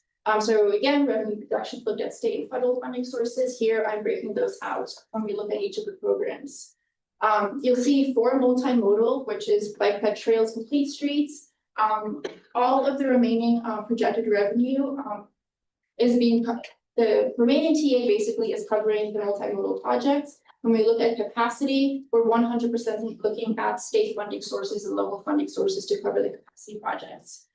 The capacity program in particular is important because in order for those projects to qualify for the state trip funding, it has to be identified in the MPO's LRTP. So if these capacity projects are not identified in the LRTP, they are not eligible for trip funding. And so we work closely with the jurisdictions to make sure that the right projects for those capacity program. So when you look at the draft cost feasible currently, you'll sort of see the pipeline in each of the programs broken out like this, where we've got a map and then we've got all of the tables. So this is the moment where we'll be making final changes to the cost feasible and the programs and the unfunded needs before we bring it back to the board in October for adoption.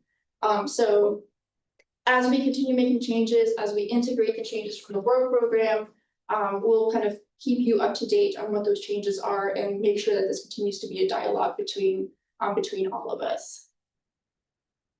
So this is just the schedule one more time. I'll be here again in October to present the final LRTP to you all. So with that, I will take any questions you might have. I do have some comments to submit. I didn't get a chance to put them in the email on Friday, but our board just recently added a roadway when they agreed to a unsolicited proposal to build Minnesota Beach Road. So that needs to be added to the overall so that we can have a proper balance. So part of it will be built by what's villages, Welland Park, West Villages, whatever. They'll go to the county line or county city line, and then the county through Mr. Pat Neal will be building from basically the FPL line to the existing roadway and making some multi-level improvements on that last 0.67 to state roads that has some sense. Okay. And you'll send us just email as well? Yes, thank you. And then on here is like a lot of these is more of a jurisdictional, having corrections made. I know that there are a couple of them that they said Sarasota County are actually. Okay, that's good to know. If there's one thing you learned, we can't have enough eyes on these trackers and on these tables, so please do take a look. All right, thank you. Next, we have 6BV 2050 travel demand model update, and Martini Arcunzo with the MPO will present. All right, time for some really uninteresting. No, I'm kidding. I've been working on this for about 2 years now, so it's interesting. Okay, so the district or district 1 performs this regional planning model once every 5 years to support or to help the MPO's cost feasibility plan in collaboration and coordination with all the MPOs and TPOs in the district. So this model basically evaluates the roadway needs based on the current and forecasted future traffic demand.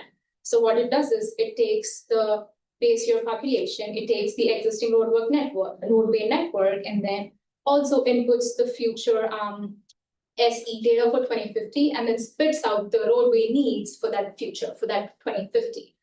So this model has been developed over 4 to 5 years. The first 2 years is basically you collect the base year socioeconomic data, which happened in early 2022. And then once we have the base year data, the district will then develop an E+C network, which is called the existing plus committed network. So this network basically has all the existing roadways plus the committed projects that are in the work program until 2028.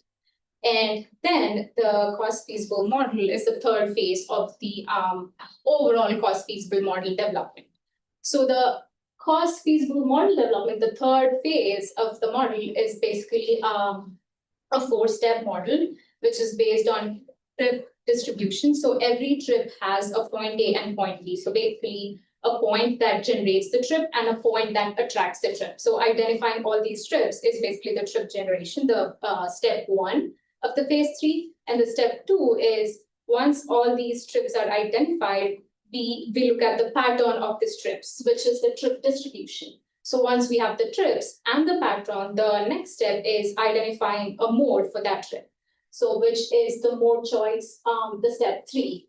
And then the final step is the model assigns a route for all these trips. So that is where it identifies the network needs.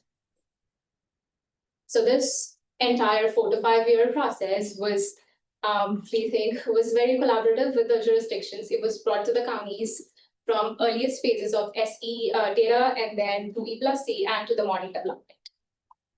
And so getting into little details of how all of this works. So the district 1, basically, they developed the 2019 base year data and they give it to the MPO for review and feedback. So the MPO, what it does this time around was we took the 2019 data, and since we had the COVID in 2020, the data was not fully reliable. So the MPO hired a consultant and we ourselves gathered the base data for 2023. So the base year data was 23. So we thought it would be more reliable if we have the actual year as the base year. So it built on the District 1's 2019. So our base year now is 2023. And it was sent to the counties and jurisdictions for their review and feedback, and it was validated. So now we have a base year data for the model. And then the MPO takes that base year and develops SE projections for 2050. So once that is validated, we now have a base year and projections for 2050. So once the base year and the projections are validated, the next step is the E+C. So E+C again is all the projects all the roadway network that is existing and committed until 2028, which is in the work program currently. So that again is validated. And once the E+C is validated, the model basically runs the level of service for that. So it identifies the needs for the existing plus committed network. So we know where the future growth is gonna be and where the existing and committed projects are. So it gives us a list of projects that are deficient, which is called the LOS of E plus C network. And then comes the cost feasible model development. So this phase is basically creating scenarios or alternates that helps us identify projects that should be cost feasible to be able to address that demand in 2050. So it happens in multiple phases, like 6 alternates, and the MPO started off with 2045 cost feasible. So our first play was using 2045 cost feasible projects to see how those would impact future LOS. And then throughout those 6 scenarios, we played around to see which one would impact more. Feedback from the 2 counties was taken to see how their projects, like the projects that they intend to implement, would impact the LOS and stuff. So it's a multi scenario process. It's like 6 scenarios, and we recently submitted the final one, which technically is the cost feasible network, which I have maps for next. So this basically on the left is the E plus C network. Everything that's in the lighter shade of brown is your existing roadway, and everything that is in the darker shade of brown is the projects that are committed to be constructed by 2028. And the right is the deficiencies network. So everything that is on darker shade of orange and bright red is basically deficient by 2050 if we only have the E plus C projects implemented. And this, earlier this year, we presented the interactive map, which has a detailed alternates and their deficiencies from 1 through 6, and we're gonna update it with the 6th and the final one soon. But for your information, I've just put the alternate 6. So we were being in a very ideal and implementable situation if money falls from the sky and if we had funds to do everything that is in the model, which includes the ferry, which includes transit along I-75, and all the projects that are in the 2050 cost feasible, which includes projects in the program funds, projects in the cost feasible, and projects in the pipeline. So if we have funds for all of those projects, this the map on the right is how the LOS or the traffic demand is going to look like in 2050. But it is again ideal, and we don't have funds for all of those. So the final cost feasible would be the 5 projects that are in the programs list, which was sent to you all for your review, and that we submitted to the district recently, and we haven't received the deficiencies yet. But once received, it would be sent to all of you for your review. And that is what I have for the model for you all today. I could take any questions. Yeah, we'll just need to add that one road. Yeah. Yes. It was actually added, but then this was the map before I made it. Yeah, they just Oh, the one that. for Minnesota Beach Road, that was just done August 27th. Sure, I was thinking. Sure. The clerk? So when this is all said and done, what will be the travel demand model deliverables for the local governments and consultants to use moving forward? And if you need more to go with that, once upon a time, we had a validation model, so your base. We had an existing plus committed network with existing plus committed, so short range and SE data. And then ultimately through the process you just described or something similar, we would have a long range SE data with essentially the cost feasible plan. So E plus C plus cost feasible in it.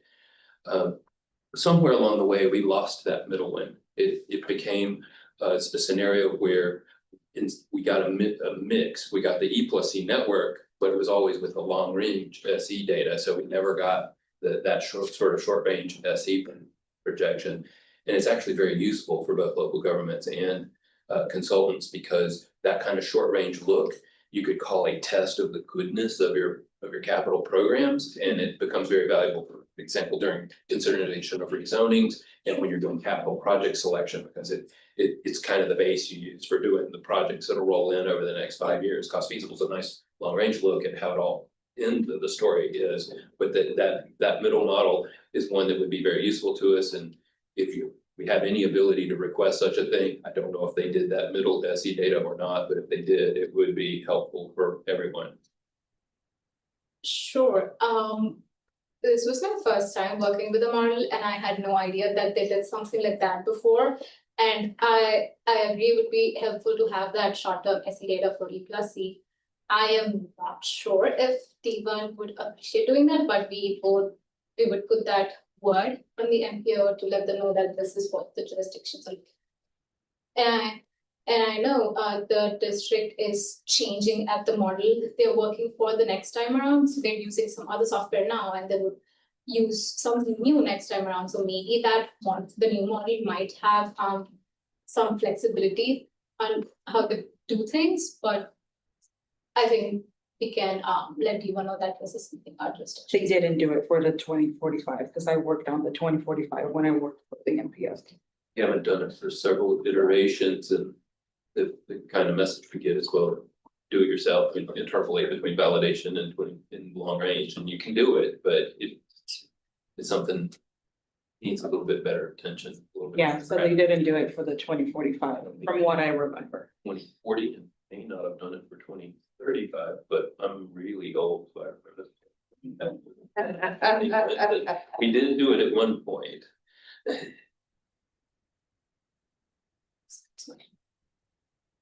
Any other questions or?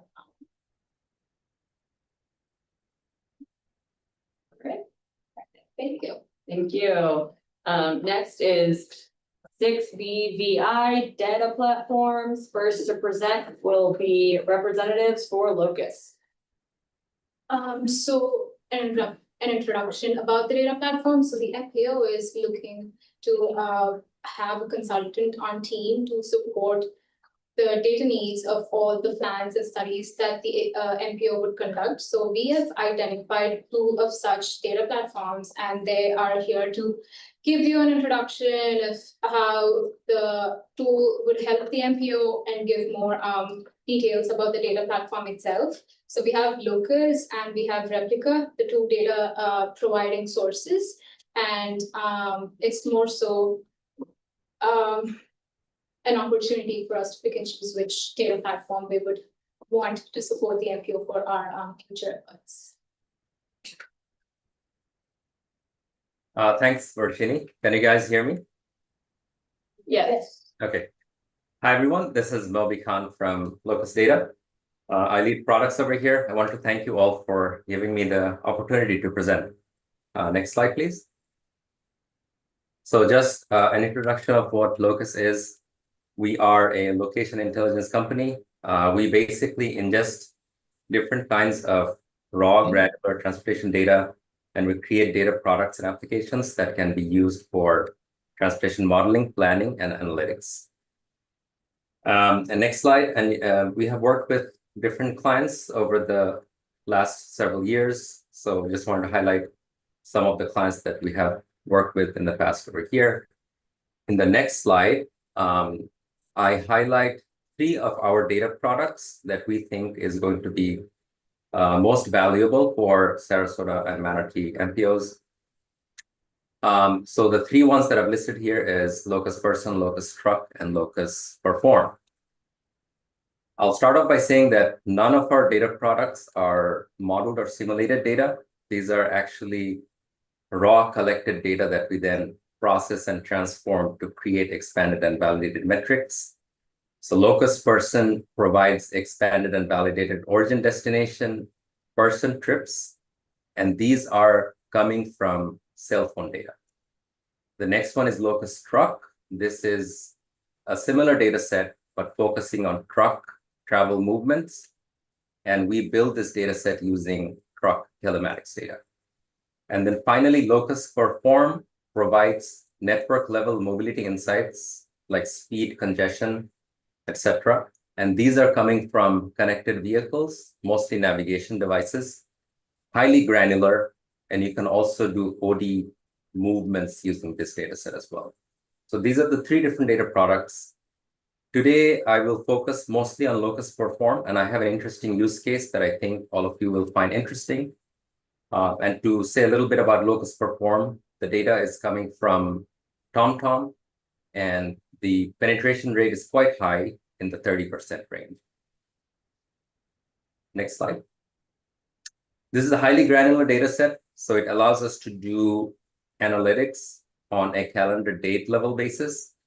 So for the use case that I have chosen for today is looking at Hurricane Milton.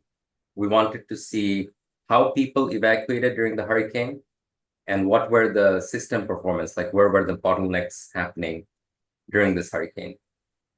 And to re-jog our memories, Hurricane Milton made landfall at 8 p.m. on Wednesday, October 9th. But going back, Saturday, October 5th is when a state of emergency was declared. And Monday, October 7th by 2 p.m. is when the evacuation order was issued. So in the next slide, we use the locus perform data to identify when people are evacuating from the region. For the study region, I have selected not just Sarasota and Manatee counties, but also Hillsborough and Pinellas, because I wanted to capture the larger region. And I look at locus perform data to look at the total number of trips that are coming into the region and the total number of trips that are leaving the region. And I can subtract one from the other to come up with my net outflow. So on a typical day, any vehicle coming in will also leave, and any vehicle leaving will also come in. So your net outflow is going to be 0, typically. So you can see October 2nd, October 3rd, October 4th, in the bottom right graphic here, it's pretty consistent around the 0 mark. But as the people start evacuating during the hurricane, you can see on the 7th and 8th, there's a net outflow of trips, which means that more people are leaving the area than coming in. And then as the hurricane comes in on the 9th, after the 9th, people start coming back from the 10th onwards, right? What we also see over here is that the peak of evacuation is much more pronounced. So 7th and 8th, the peak is much higher.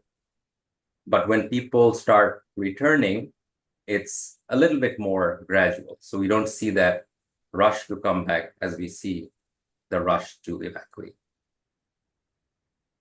If you focus on the bottom left chart over here, this is the total flow. So this is giving you a measure of the intensity of activity that's happening on the system. So you can see that on October 9th, which is basically the day after the hurricane, no, sorry, that's the day of the hurricane, the total flow is the least, which means that people who have evacuated and they stay where they are. And people who have not evacuated, they just stay at home, locked in, which is why we see a very little activity happening in the region. If you focus on October 8th, you see that between 7th and 8th, the total flow decreases, right? It's about half. But then focus on the map, focus on the chart on the right, we see that October 8th is the highest peak of outflow. What this means is that on October 8th, whatever activity was happening on the roadway was mostly people evacuating the region, right? So I thought that's a very interesting statistics that I wanted to show. So if you go to the next slide, we do a select link analysis, also comparing what's happening on October 8th versus September 30th. I chose September 30th because it was a typical Tuesday before the hurricane. And then October 8th is when a lot of the evacuation was happening. And this select link analysis allows you to identify a link on the network and see where the trips coming in. It allows you to see the trips that are using the link, where they're coming from and where they're going to. So if you look at the middle of the chart where it says 100%, that's where the Trooper-Young Bridge is. And that's the southbound link that I've chosen for this analysis. If you look at the left map and focus on the circle, it says 24%. What this means is that people who are traveling on the southbound Trooper-Young Bridge link, about 24% are leaving the region, right? So they're traveling past Sarasota County and leaving the region. But if you look at October 8th, which is when people are evacuating, we see that 52% of the vehicles are leaving the region, right? So That's an interesting stat I wanted to share. And then if you go to the next slide, I do the same analysis, but focusing on the northbound link. And I see that 30% of the vehicles leave the region on a typical Tuesday, but on the day before the landfall, we see almost 60% of the vehicles leaving the region. So this also says that, a lot of people are evacuating northbound, and then, where they're evacuating from and where they're going to. Go to the next slide. This is a comparison view. This allows you to look at the speed on specific links on the network on 2 calendar dates. I've chosen October 7th and September 30th over here. So October 7th, 1 to 2 p.m. And I'm comparing that to September 30th, 1 to 2 p.m. And the map shows the percentage change in the median speed, right? So you can see that a lot of the I-75 links have a lot of congestion, meaning the median speed went down by quite a lot as people were trying to evacuate the region. Next slide, please. You can do all this analysis using the platform, but you can also export the data as a shapefile. And then if you want to do your own analysis in your own preferred platform, you can also do that. Just wanted to highlight that over here. We go to the next slide. So the next use case I want to show you was using locus person data. So to recall, this is a data set focusing on origin destination movement based on cell phone data. And because we work with cell phone data and we look at the data over a period of several days, it allows us to identify the home location of the device. So when we populate the data, we can tell where the home location of the device is. So if a visitor is coming to the region, we know that that person does not live within the region, right? So in this use case, I wanted to show you all the visitors that are traveling to the region on a typical Saturday.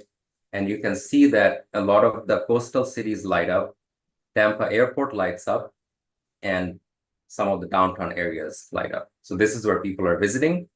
If you focus on the charts to the right, you'll see the time of day distribution, which shows that a lot of these trips are happening in the midday and the PM peak hours. And then you can also look at the purpose, which is why those trips are being made.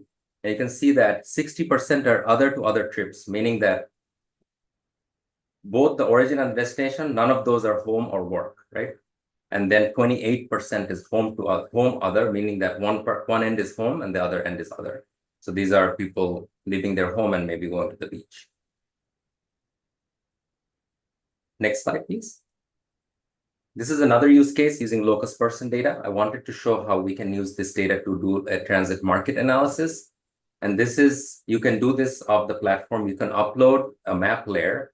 In this case, I have uploaded the Breeze transit routes as a map layer. And I applied a buffer. I applied a 1/4 mile buffer on both the origin and the destination. So what this is showing is all the trips that are happening within the region that begin or end within 1/4 mile buffer of Breeze transit routes. So you can see that about 314,000 trips match this criteria, but not all of these trips are going to use transit, right? So we also allow you to look at the home location of the device. So we can identify a device as being, from a low income community, because a lot of times transit users are coming from low income communities. So you can identify their home location, and then if you look at the community type chart to the bottom right, from there we can see that 11% of the trips are being made by people living in low income communities who are very likely to use transit. So that will give you a guess or an estimate of the number of potential transit market in the region. Go to the next slide. I finally end with a demonstration of locus truck. This is a use case where I wanted to highlight e-commerce door-to-door delivery trips that are happening within the region. With online shopping and everything, I think there's a lot of concern about a lot of these trucks making these delivery trips in the neighborhoods. So we wanted to focus on this as a use case. So for this one, we use telematics data, but we also take into account consumer spending data. We look at observed truck count data. We look at online shopping behavior by different sociodemographics. So we want to know who are the people that are ordering a lot of packages. And then we also took in a last mile door-to-door delivery behavior data set to understand how those trips are being made. And you can see that the number of door-to-door delivery trips that are happening within the region, it kind of peaks in Q4, which is when a lot of holiday shopping is happening. So with that, that's the end of my presentation. I can take questions. Yeah. Thank you. Do you have any questions in the room?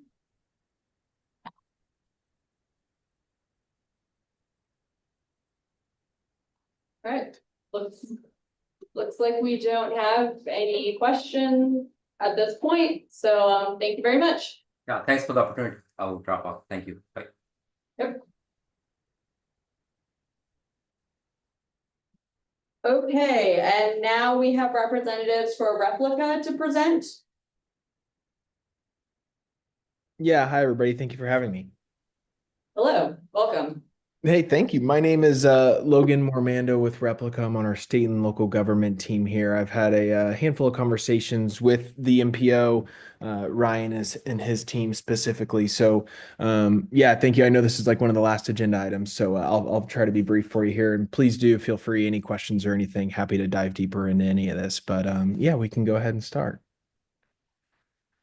Replica in general, from like a 50,000-foot view, is building transportation data sets and applications to better serve public agencies. This can range anywhere from obviously the conversation today with MPOs, state DOTs, municipalities, transit agencies. We have a lot of different outputs that could be valuable for a lot of different projects and initiatives, which we'll get into here.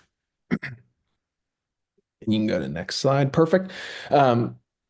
Replica, I guess maybe in my unbiased opinion, is probably best fit for DOTs and MPOs across the country, given the mobility factor and also the demographic factor to our data sets. We work with a lot of MPOs across the country. One that I think would be of most interest is we just were selected by Broward MPO with a large RFP that they put out looking for transportation data sets within their region. Replica is kicking off their relationship there. I want to say that's about a month and a half to 2 months in with Broward, but also MPOs across the country.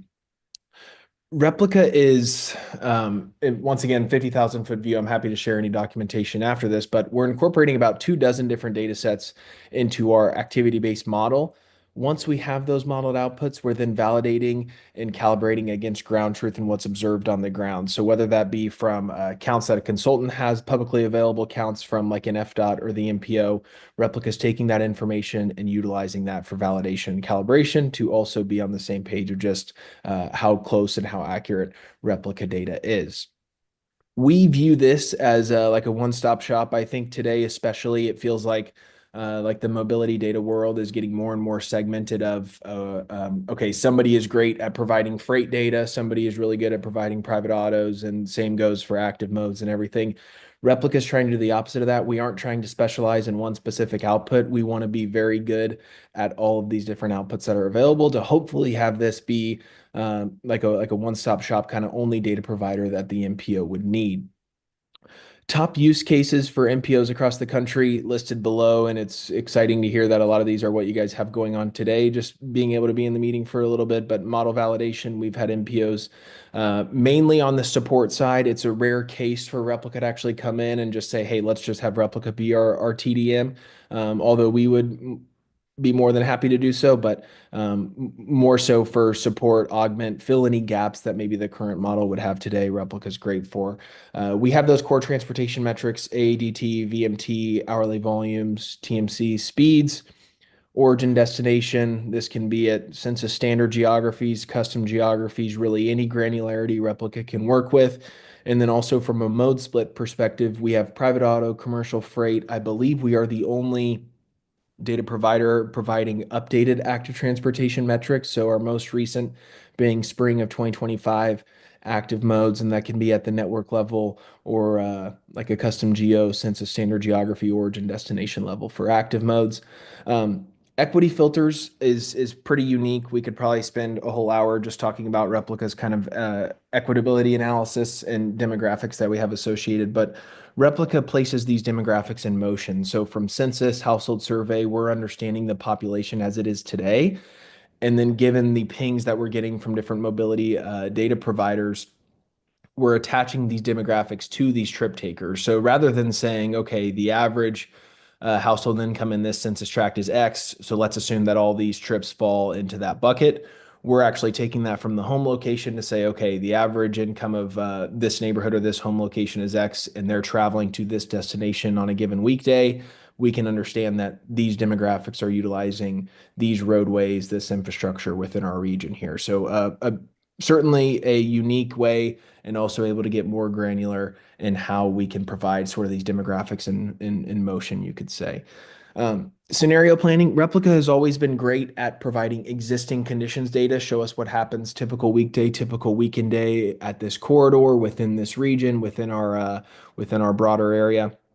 What we have started to get into more and more over the last, I would say, 14 to 16 months is actually the scenario portion of that, or more likely forecasting. Being able to say, okay, given any population changes by X, how would that impact our roadways? How would that impact travel and commute time? And once again, all of that can be linked back to equity as well for certain demographics traveling. VMT and mode shift I know is always of high interest here. Mode shift is pretty self-explanatory, understanding infrastructure changes, how that affects, are people walking and biking more after a bike lane is implemented? How does that affect private auto? But also VMT, this can be looked at a very granular level, and then also more so the regional level, which I think is helpful. We can go to the next slide here. Perfect. Thank you. These are specific use cases that I went through the most recent UPWP and pulled out just maybe the 5 top use cases that Replica could help with today if we were to continue to work together. So updating the CMP, Replica is able to supply detailed information on travel time, speeds, congestions patterns to support this analysis.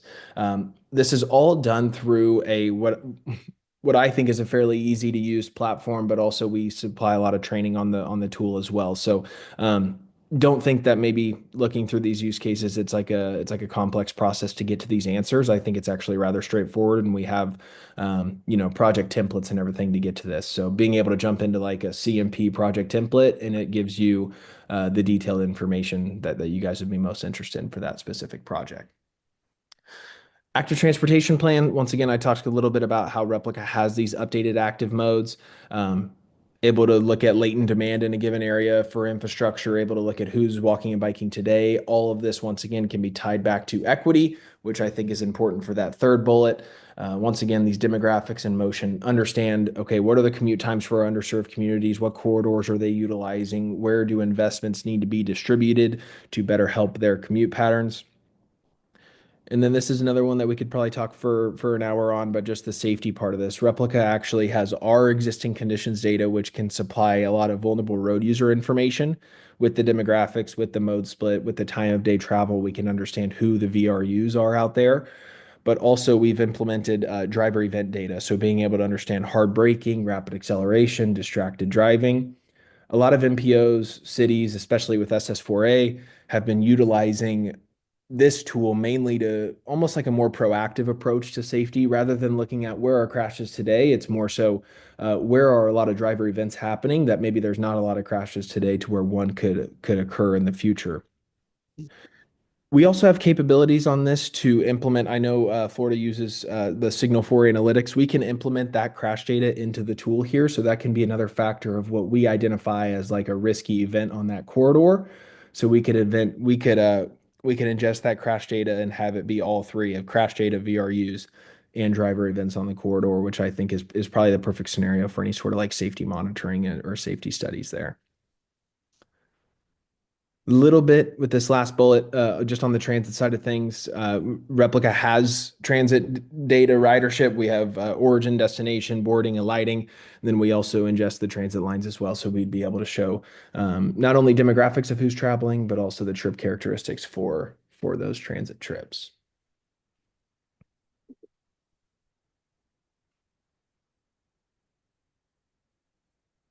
I'm happy to take any questions if any folks have anything, or maybe point you in the right direction on our website if there's anything specific. Anyone have any questions in the room? We're not seeing anything on our end, so thank you very much. Thanks all.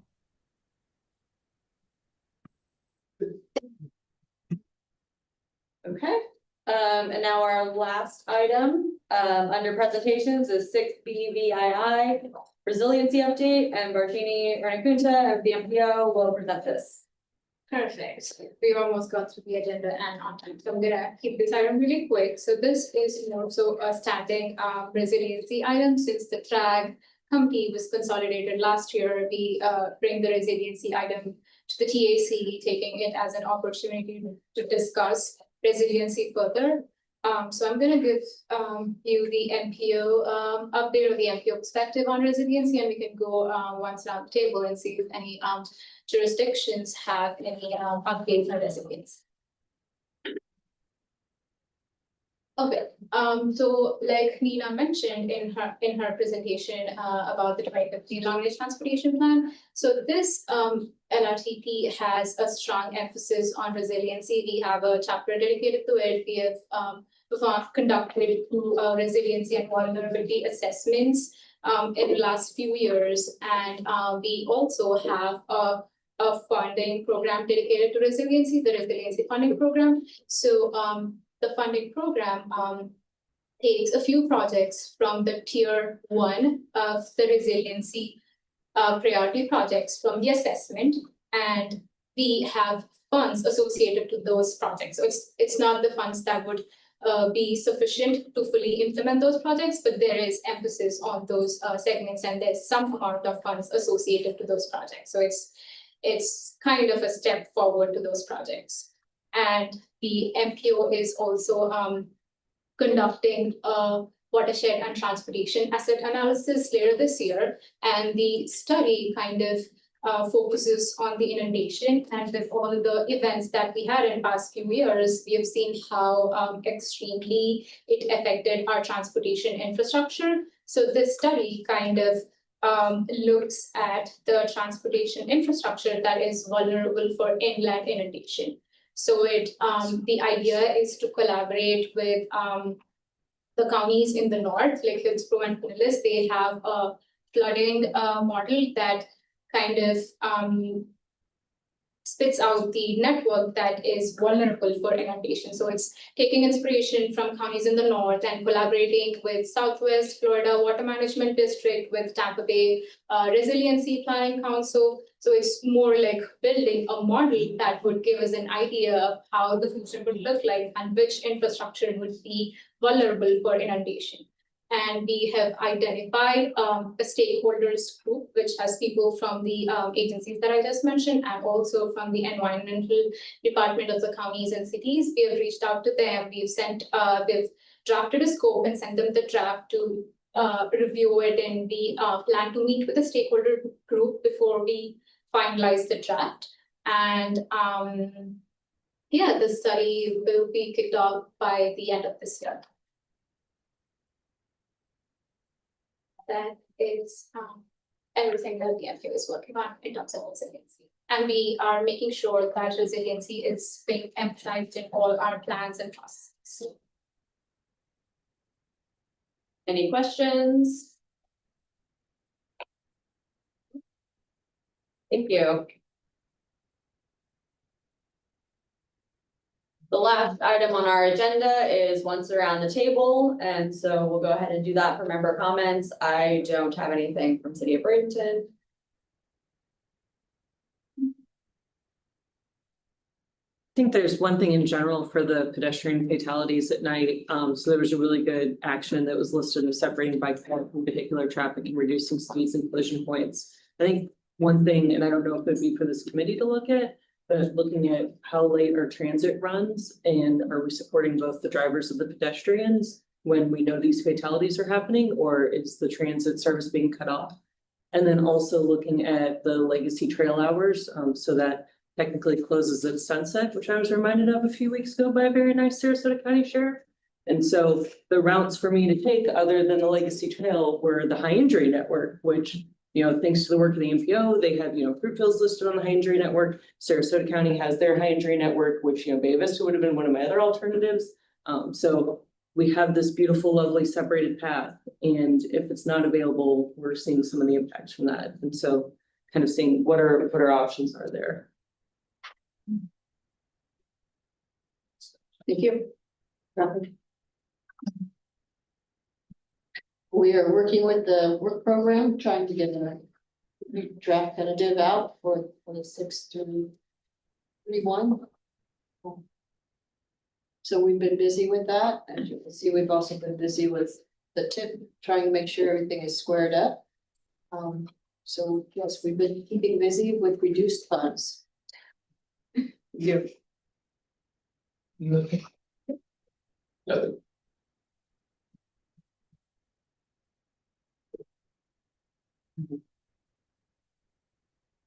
I did forget about one other road that our board just recently entered into an agreement with the private developer to build Bee Ridge Road east of Lorraine. And then also to widen portions of Bee Ridge Road between Bent Tree and Lorraine. To basically make a Bee Ridge Road would be 4 lanes from Mauna Loa all the way out to what we call currently north-south roadway B. I have to look at the year when they actually are, it should be open. I think it is within that 2020 timeframe. And then also as to your comment about the Legacy Trail, that is operated by our parks, so I will reach out to parks to see. But I know that the section that goes through Oscar Shearer, that those hours are not going to change. That's pitch black out there and there's no lighting and all that. And that brings in a host of other issues as far as whether or not we have some type of lighting to make it safe for people to travel on the Legacy Trail through Oscar Shearer. But on other, maybe there's some opportunity, but I'd have to get with Parks since that is their facility. I think thing that's interesting about the lighting is the reroute would have been onto Fruitville. And there have been comments in the CTST about the Fruitville streetlights not working. Yet we didn't close down those sidewalks. And so it's like I couldn't go from one unlit area to another unlit area that's less sighted. Do they, Pam, maybe you can ask the Sun Trail team, which Legacy Trail is part of Sun Trail and receives Sun Trail funding, if there are, does the state have an interest in seeing this since it's supposedly part of our transportation network? Maybe the state would preempt us in not allowing closures certain hours. So I don't know if that's really the question or not, but are there any requirements from having received that central funding about keeping it open? And then second, it was good seeing several of you, quite a few of you at ITE in Orlando last month. I was part of a presentation on roundabouts and we focused on the public art in the city of Sarasota's roundabouts, where they have really been successful and recognized nationally for their art and roundabouts program. And the FDOT had a member on the panel as well that gave an overview of the implementation of the Gulfstream roundabout. And it was well received. We had a good turnout, and hopefully we may be able to post some of those presentations. Jamie, I forgot to mention, City of Sarasota won an award for Ringling and Pine Roundabout from ITE. Oh, great. Cool. It is a nice roundabout. Yeah. We won't be using. That county building. Was shovel ready, and the MPO had some of these funds that other projects had in advance, and so the final amount that was needed to bring it home was MPO funds that got moved. Thank you. We appreciate it. That's why I mentioned it. Sarasota County is relocating our main administration building. 1660 will be decommissioned in October. They will be moving, farming them out to various locations until the permanent admin center is open, that is now located just off of Fruitville and Lake Ridge to the publics. Oh, I have some good news. Right. It does sound like the MPO is going to be able to move to a building with about this much space with a conference room of comparable size before the end of the year. So that's moving forward. It's on State Road 70. This all goes through. We have one more, meeting of the Manatee County Commission, which will enter into the lease with the MPO. And then we'll start our move, for the end of the year. Got a question for you, Dave. Will that affect where the MPO board meeting is actually held at? Because right now it's real close to you. Is that gonna affect? where Yes, you're we are working on that now, and we're anticipating holding meetings through the end of the year at this double tree across the street. In January, we have the joint meeting with Charlotte County Punta Gorda MPO. That will be either in probably the Venice Community Center is not available. So we're looking at an alternative location either in Northport. The libraries are not available down in Northport. And we may go back and let Charlotte County find a location for this next meeting. Which we haven't been down there for about at least 2 years. So anyway, that's good news. Thank you. I do, before we adjourn, I need to clarify with MPO, this is next meeting is Monday, October 14th, which is a Tuesday. Tuesday. So it is Tuesday, okay. Okay, so thank you everyone for attending. This meeting is now adjourned and the next meeting will be Tuesday, October 14th at 10 a.m.